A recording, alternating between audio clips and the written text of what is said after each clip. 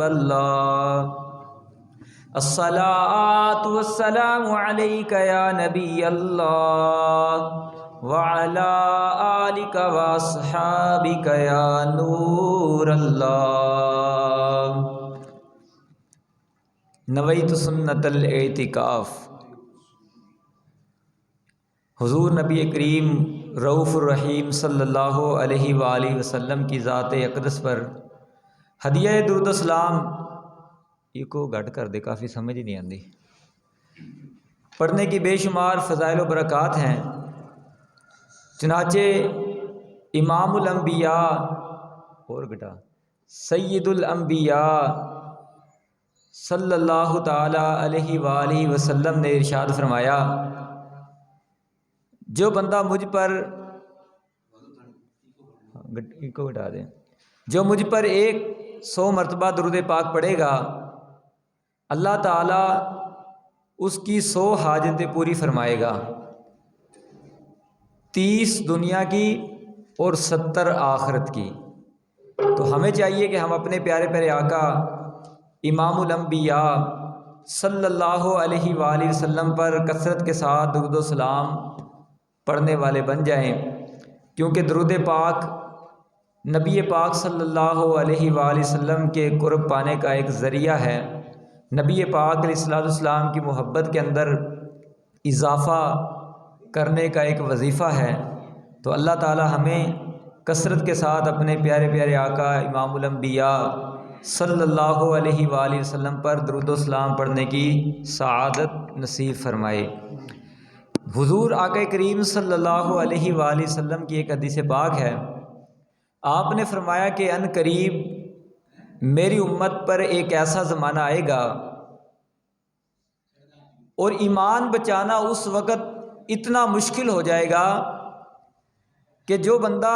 ایک پہاڑ سے دوسرے پہاڑ میں اپنے ایمان کو بچانے کے لیے چھپے گا، صرف اسی کا ایمان سلامت رہے گا۔ اور فرمایا رزق کا حصول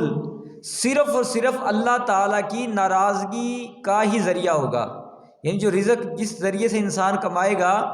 وہ رزق صرف اللہ تعالیٰ کی ناراضگی سے ہی حاصل ہوگا، اور آدمی اپنی بیوی اور بچوں کے ہاتھوں ہلاک ہوگا۔ اگر بیوی بچے نہ ہوئے تو آدمی اپنے ماں باپ کے ہاتھوں ہلاک ہوگا۔ صحابہ کرام علیہم رضوان نے پوچھا، یا رسول اللہ، آدمی اپنے ماں باپ یا اپنی بیوی بچوں کے ہاتھوں کیسے ہلاک ہوگا؟ تو نبی پاک صلی اللہ علیہ وسلم نے فرمایا کہ اس کی بیوی بچے اور اس کے ماں باپ اس کو کم آمدن پر عار دلائیں گے اور اس سے طرح طرح کی فرمائشیں کریں گے، اور انسان ان کی فرمائش کو پورا کرنے کے لیے حرام کے اندر اپنا ہاتھ ڈالے گا، یوں آدمی اپنے بیوی بچوں اور ماں باپ کے ہاتھوں ہلاک ہوگا۔ تو آج اگر فی زمانہ ہم دیکھیں تو فی زمانہ یہ حالات آ چکے ہیں کہ آج بیوی بچے طرح طرح کی فرمائشیں اس کی آمدن سے بھی زیادہ کرتے ہوئے نظر آتے ہیں، جن فرمائشوں کو بندہ پورا نہیں کر سکتا، تو اب وہ بندہ پریشانی کے اندر ان خواہشات کو پورا کرنے کے لیے، بیوی بچوں کو راضی کرنے کے لیے وہ بندہ حرام کے اندر اپنا ہاتھ ڈال دیتا ہے، سود اور رشوت کا لین دین کرتا ہے اور لوگوں کے مال دبانے کی کوشش کرتا ہے تاکہ اپنے بیوی بچوں کا جو ہے وہ پیٹ بھر سکے اور ان کی خواہشات کو پورا کر سکے۔ تو اس چیز کو نبی پاک صلی اللہ علیہ وآلہ وسلم نے پہلے ہی بیان فرما دیا تھا کہ میری امت پہ ایک ایسا زمانہ آنے والا ہے۔ حالانکہ بندہ مومن جو ہے اس کا یہ ایمان بھی ہے کہ اللہ تبارک و تعالیٰ نے جتنا رزق جس کا لکھ دیا ہے وہ اتنا ہی رزق دنیا کے اندر آ کے پائے گا، اپنے مقدر سے زیادہ بندہ رزق حاصل نہیں کر سکتا۔ جیسا کہ قرآن پاک میں اللہ تعالیٰ نے ارشاد فرمایا، وَمَا مِن دَابَّةٍ فِي الْأَرْضِ إِلَّا عَلَى اللَّهِ رِزْقُهَا، زمین پہ چلنے والا کوئی جاندار ایسا نہیں جس کا رزق اللہ نے اپنے ذمہ کرم پر نہ لیا ہو۔ تو اللہ نے رزق کا ذمہ لیا ہے اور جتنا اللہ نے مقدر کر دیا اتنا ہی اس کو ملے گا، اور وہی کچھ ملے گا جو اس کے مقدر میں لکھ دیا گیا ہے۔ لیکن اگر بندہ یہ کوشش کرے کہ میں اپنے مقدر سے زیادہ حاصل کر لوں، میں زیادہ کوشش کروں گا تو مال زیادہ آ جائے گا، تو یہ انسان کی اپنی بھول ہے۔ امیر المومنین حضرت سیدنا علی رضی اللہ تعالیٰ عنہ ایک بار کوفہ کے بازار سے گزر رہے تھے اور نماز کا وقت ہوا، آپ نے ایک مسجد کا رخ کیا، مسجد میں نماز پڑھنے کے لیے آپ داخل ہونے لگے تو آپ کے پاس ایک زیرہ تھی۔ آپ نے ایک بندے کو دیکھا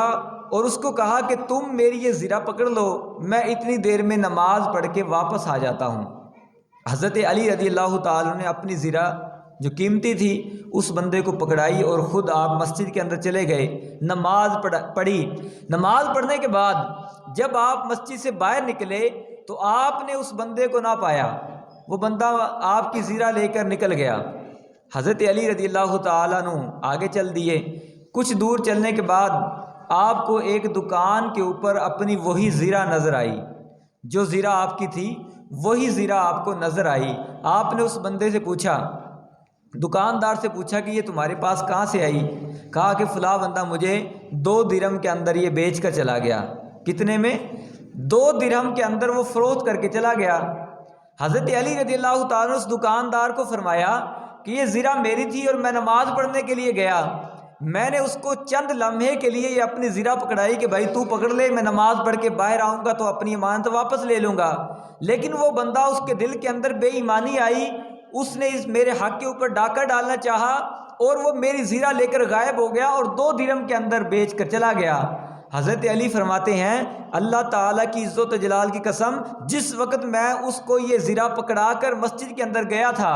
میرے دل کے اندر یہ بات تھی کہ میں واپس آ کر اس بندے کو 2 درہم تحفۃ عطا کروں گا، 2 درہم اس کو تحفۃ عطا کروں گا۔ لیکن دیکھے اس بندے نے 2 درہم جو حلال طریقے سے آنے تھے وہ اس نے نہیں لیے،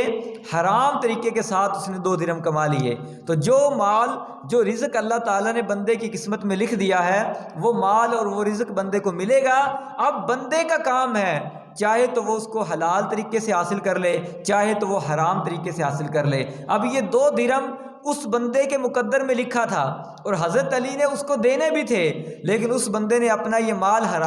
حلال طریقے سے اور جائز طریقے سے حاصل نہیں کیا، بلکہ اس نے ناجائز طریقے کے ساتھ حاصل کر لیا۔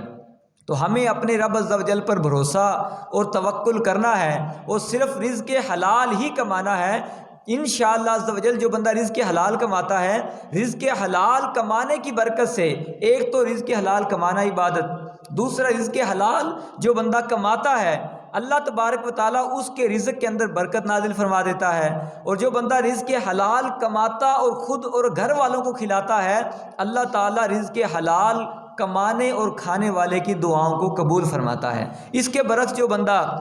سود اور رشوت کا لین دین کرتا رہے، زیادہ مال کی ہوس اس کے دل کے اندر بیٹھ جائے، بس مال آنا چاہیے، کسی طرح بھی مال آئے، جس بندے کے دل میں یہ ہوس بیٹھ جائے تو پھر رزق حلال کی بجائے حرام کماتا ہے، اور حرام کی نحوست یہ ہوتی ہے کہ اللہ تعالیٰ اس کی دعاؤں کو قبول نہیں فرماتا۔ حضرت سیدنا موسیٰ کلیم اللہ علیہ نبینا علیہ الصلوۃ والسلام، آپ کا گزر ایک بستی سے ہوا، آپ نے دیکھا کہ ایک بندہ دونوں ہاتھوں کو بلند کر کے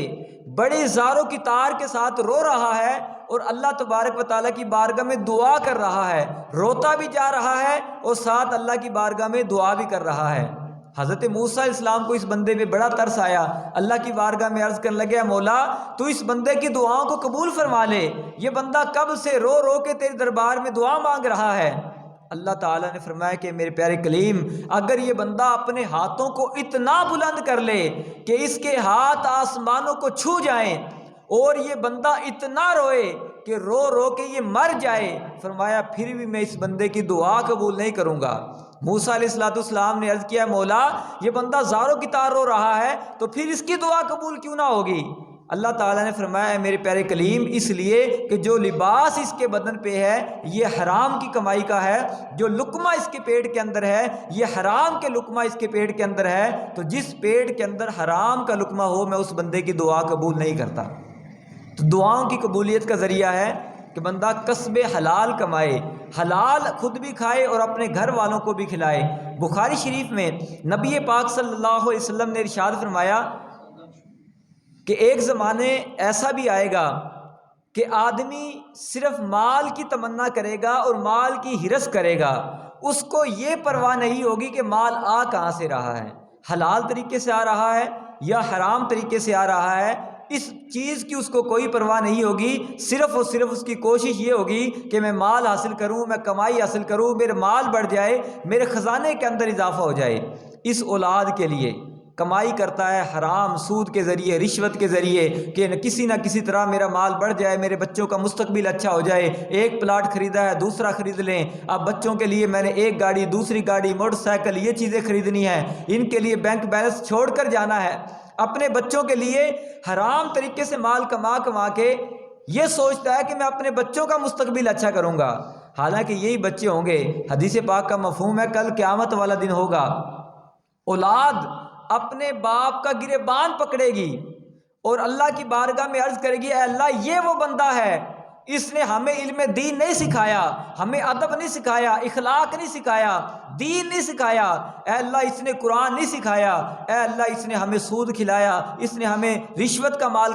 کھلایا، اس نے ہمیں حرام کا مال کھلایا۔ کل قیامت والے دن یہی اولاد جس کے لیے بندہ اتنا پریشان ہے کہ اس کا میں مستقبل اچھا کر دوں، حرام بھی کمایا، حلال بھی کمایا، تو وہی اولاد کل قیامت والے دن اللہ کی بارگاہ میں بندے کا گریبان پکڑ کے پوچھ رہی ہوگی، بتا تو نے مجھے سود کو کیوں کھلایا، بتا تو نے مجھے رشوت کیوں کھلائی۔ تو بندہ اپنی قبر کو سیدھا کرے اور اپنی اولاد کو اللہ کے سپرد کرے کہ حلال طریقے سے جو کمایا اسی کے اندر اللہ تبارک و تعالیٰ برکت نازل فرمائے، اور اللہ تبارک و تعالیٰ اولاد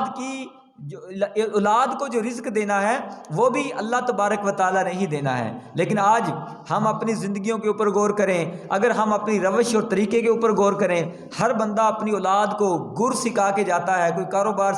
کاروبار کرنے کے گر سکھاتا ہے، کوئی بندہ تجارت کے گر سکھاتا ہے، کوئی زمیندارہ کیسے کرنا ہے اس کا طریقہ بتا کے جاتا ہے۔ لیکن اپنے آپ سے سوال کریں، اپنی اولاد کو دنیا کمانے کا طریقہ بندہ سکھا کر جا رہا ہے،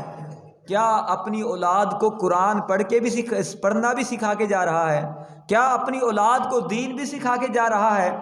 نبی پاک صلی اللہ علیہ وآلہ وسلم نے ارشاد فرمایا، اپنی اولاد کو 3 چیزیں ضرور سکھاؤ، اپنی اولاد کو 3 چیزیں ضرور سکھاؤ۔ نمبر 1 فرمایا، حب نبیکم، اپنے نبی کی محبت اپنی اولاد کو ضرور سکھاؤ، حب اہل بیتہ،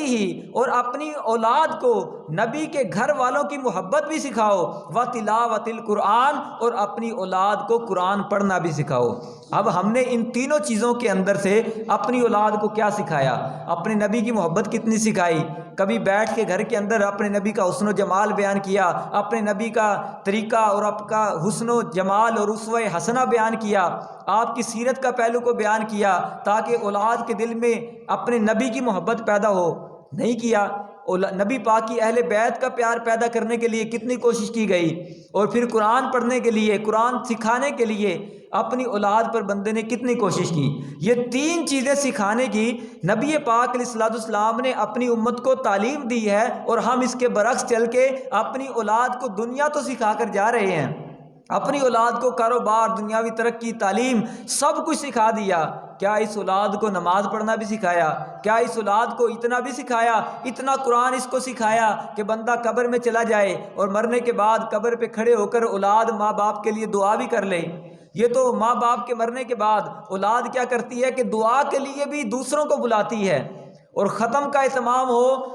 تیجے کا اہتمام ہو، 40ویں کا اہتمام ہو، اور جب احصال ثواب کا موقع ہوتا ہے اولاد کو قرآن پڑھنا نہیں آ رہا، قرآن پڑھنے کے لیے مدرسے کے بچے بلائے گئے، قرآن پڑھنے کے لیے حافظ قرآن کو، علماء کو بلایا گیا، بچے کو قرآن دیکھ کے بھی پڑھنا نہیں آتا، یہ صرف لنگر کے اندر مصروف ہے۔ تو اپنی اولاد کو کم از کم اتنا قرآن اور اتنا دین ضرور سکھا کر جائیں کہ کم از کم جب ہم دنیا سے چلے جائیں ہماری اولاد ہمارے لیے غسل کا اہتمام کر سکیں، کفن کا اہتمام خود کر سکیں، ہماری اولاد ہماری قبر خود تیار کروا سکے سنت کے مطابق، ہماری اولاد مرنے کے بعد رب کی بارگاہ میں دعا کے لیے ہاتھ اٹھا دے کہ اے اللہ یہ میرا وہ والد ہے جس نے میری زندگی کے اندر مجھے دین بھی سکھایا، قرآن بھی سکھایا، تیرے محبوب کا دین مجھے سکھا کر جا رہا ہے، اے اللہ آج میں دعا کے لیے ہاتھ اٹھاتا ہوں، اے اللہ تو میرے والد کی بخشش فرما دے۔ نبی پاک علیہ الصلوۃ والسلام نے فرمایا کہ کل قیامت والے دن جب لوگوں کو اللہ تبارک و تعالیٰ جنت کے اندر بھی داخل کر دے گا تو ایک بندہ اس کے درجے کو اللہ تعالیٰ بلند فرمائے گا، تو وہ کہے گا اے اللہ تو نے جنت کے اندر مجھے ایک مقام تو عطا فرما دیا تھا، لیکن آج یہ میرا مقام، یہ درجہ بلند کیوں فرما دیا؟ اللہ تعالیٰ فرمائے گا تیری اولاد نے تیرے لیے بخشش کی دعا مانگی، اس لیے میں نے اس دعا کی برکت سے تیرے ایک درجے کو بلند فرما دیا ہے۔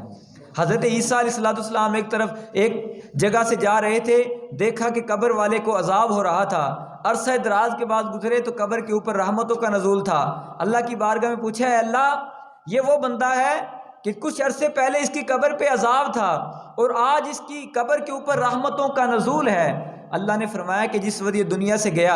اس وقت اس کی بیوی حاملہ تھی، اس کے گھر بچہ پیدا ہوا اور اس کی بیوی نے آج اپنے بچے کو مدرسے کے اندر بھیجا، قاری صاحب کے پاس بھیجا، اور آج بچے نے پہلی بار زمین کے اوپر بیٹھ کے بسم اللہ الرحمن الرحیم پڑھا، میرا نام بلند کیا، مجھے رحمان کہہ کے پکارا، مجھے رحیم کہہ کے پکارا، تو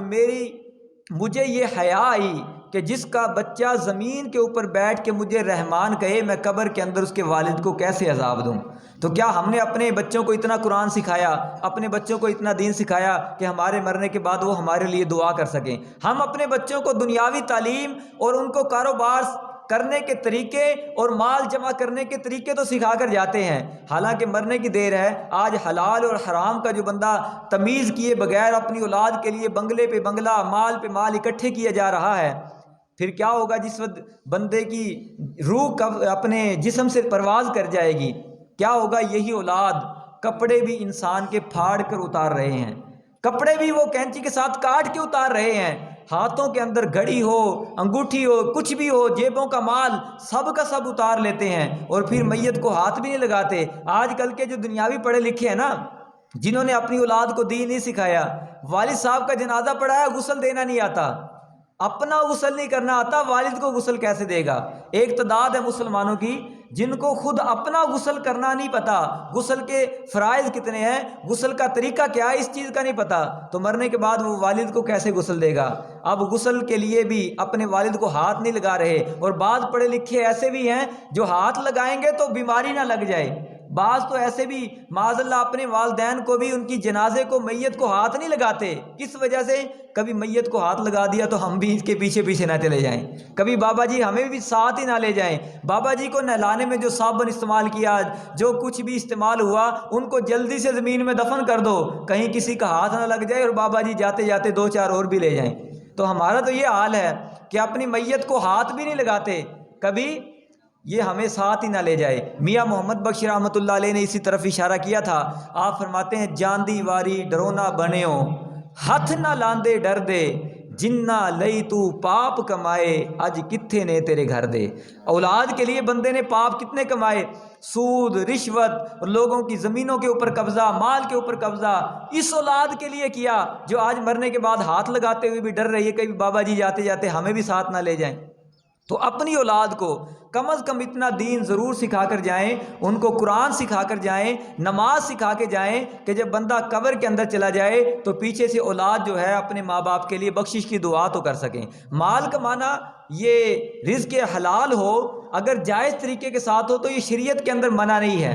نبی پاک علیہ السلام نے اس کی بلکہ ترغیب دی ہے۔ آپ نے فرمایا کہ جو بندہ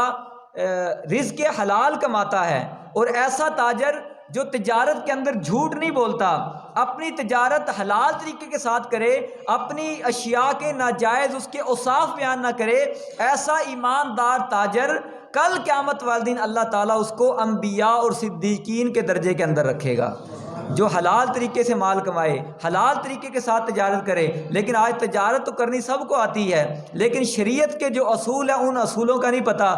اپنی تجارت کے اندر جھوٹ بول بول کے، مال کے اندر قسم کھا کھا کے، چیزوں کے اندر ملاوٹ ڈال ڈال کے اس طرح اپنے مال کو فروخت کر دیتے ہیں، اور پھر اللہ تعالیٰ کے نام کی جھوٹی قسمیں بھی کھاتے ہیں کہ بھئی یہ میرا کپڑا اتنا عمدہ ہے، قسم کھاتے ہیں کہ اگر اس کے اندر کوئی عیب نکل آئے تو میں دگنا مال آپ کو واپس دوں گا۔ اپنی چیزوں کی قسم کھا کھا کے لوگ فروخت کر رہے ہیں۔ نبی پاک علیہ السلام نے فرمایا تھا، جو بندہ اپنی چیز کو قسم کھا کے بیچے گا، جھوٹی قسم نہیں، سچی قسم کھا کے بھی اپنے مال کو بیچے گا، فرمایا وہ مال تو بک جائے گا لیکن اللہ تعالیٰ قسم کی وجہ سے اس کی برکت کو اٹھا لے گا۔ جب سچی قسم سے مال بیچنے کی بھی یہ نحوست ہے کہ سچی قسم سے بھی مال کی برکت چلی گئی، تو جو بندہ جھوٹی قسم کھا کے اپنا مال بیچے گا اس کی نحوست کا عالم کیا ہوگا۔ آج ہر بندہ یہ سوچتا ہے کہ میں فلاں کا حق دبا لوں، رشوت اور سود کے ذریعے بس مال کے اندر اضافہ ہو جائے، یہ نہیں سوچتے کہ کل قیامت والے دن ایک ایک روپے کا حساب دینا ہے۔ حضور علیہ الصلوۃ والسلام نے فرمایا کہ کل قیامت والے دن ہر بندے کو حقوق العباد کا اس کا بدلہ دیا جائے گا، حتیٰ کہ اگر بے سینگ والی بکری نے بے سینگ بکری کو بھی کوئی دنیا میں تکلیف دی ہوگی تو کل قیامت والے دن وہ سینگ والی بکری سے اللہ تعالیٰ اس کا بدلہ دلوائے گا۔ مفتی احمد یار خان نعیمی رحمۃ اللہ علیہ شرح مشکات میں اس حدیث کے پاک کے تحت شرح میں لکھتے ہیں، جانور جتنے بھی ہیں نا، یہ پرندے ہیں اور یہ جانور ہیں، بکریاں، بھیڑ ہیں، جو بھی ہیں، ان کو نہ تو عذاب دیا جائے گا نہ ان کو کوئی جزا دی جائے گی، یعنی یہ نہ جنت کے اندر جائیں گے نہ یہ جہنم کے اندر جائیں گے، بس مرنے کے بعد یہ ختم ہو جائیں گے۔ لیکن اس کے باوجود مفتی صاحب فرماتے ہیں